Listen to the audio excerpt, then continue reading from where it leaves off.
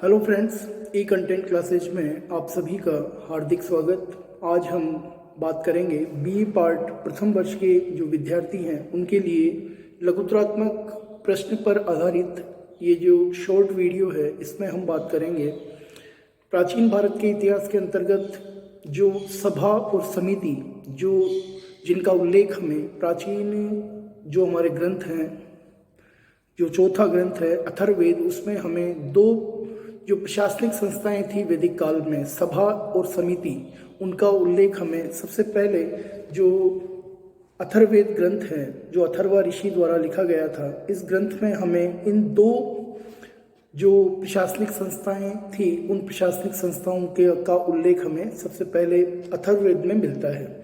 अथर्ववेद में सभा और समिति को प्रजापति की दो पुत्रियां कहा गया है और इसमें यह उल्लेख भी मिलता है कि राजा प्रार्थना करता है कि सभा एवं समिति जो दोनों संस्थाएं हैं वो मुझ पर कृपा करें।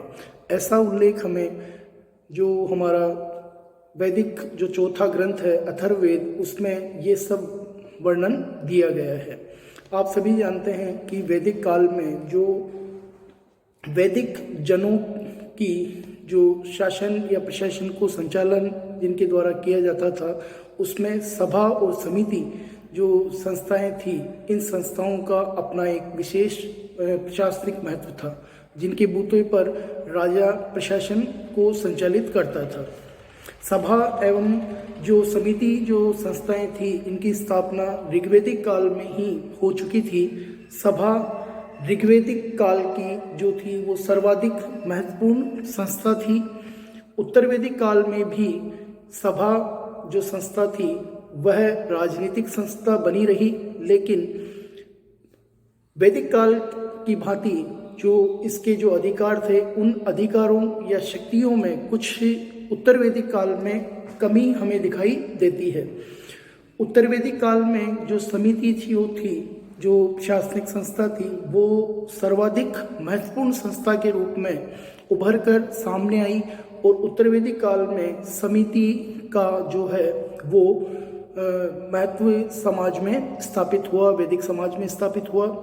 इस काल में जो समिति पर जो है समिति का राजा पर पूर्णतः नियंत्रण था, अर्थात पर्याप्त नियंत्रण इस संस्था का था। ऐसा माना जाता है कि जो समिति जो थी वो आम लोगों की एक विशाल या साधारण सभा जिसको हम कह सकते हैं वो थी। अथर्ववेद में समिति के लिए एक अरिष्टा शब्द का प्रयोग भी आया है और अरिष्टा नाम से समिति को संबोधित किया गया है। समिति में सामान्यतः युद्ध, संधि, आय, व्यय तथा सार्वजनिक कार्यों का जो निरीक्षण करना, ये इस समिति के जो दायित्व थे। भूमि, ध्रुत कीड़ा, ऋण, दाय भाग, चोरी तथा हत्या के मामले को देखना भी समिति की जो संस्था थी उसके अंतर्गत आता था। इस प्रकार ये जो ऋग्वैदिक काल में या वैदिक काल में जो सभा और समिति जो संस्थाएं थी, इन संस्थाओं का अपना एक अलग प्रशासनिक महत्व था। सभा वैदिक काल में सभा जो संस्था थी उस संस्था का एक पूर्ण नियंत्रण या प्रभाव हम देखते हैं। वहीं उत्तर वैदिक काल में आते आते समिति जो संस्था थी उसके प्रभाव में, उनकी शक्तियों में वृद्धि हुई और इन दोनों संस्थाओं के बल पर ही वैदिक राजा शासन किया करता था। आज के वीडियो में हमने वैदिक काल की जो ये दो संस्थाएं थी, जो प्रशासनिक संस्थाएं थी, सभा और समिति, इस पर हमने बात की है। धन्यवाद।